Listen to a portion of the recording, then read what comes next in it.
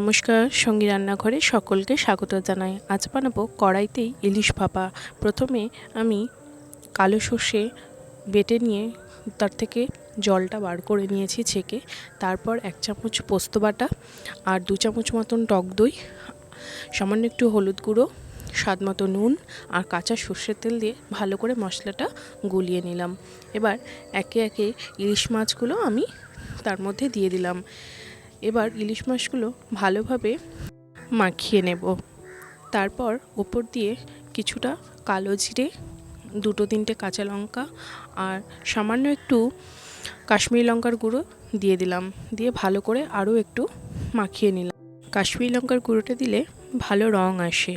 এরপর ঢাকা দিয়ে গ্যাসটা অন করে এবার ফ্রাইং প্যানটা বসিয়ে দিলাম।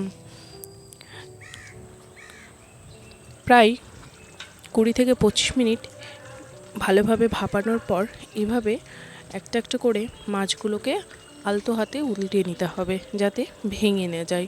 দেখুন আমি খুব সাবধানে মাছটাকে ভালোভাবে উল্টিয়ে দিচ্ছি। এভাবে সব মাছগুলোকে একে একে উল্টিয়ে নেব।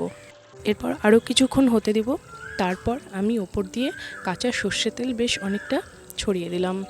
ব্যাস, ঢাকা দিয়ে রেখে দিলাম। রেডি হয়ে গেল আমার ইলিশ ভাপা।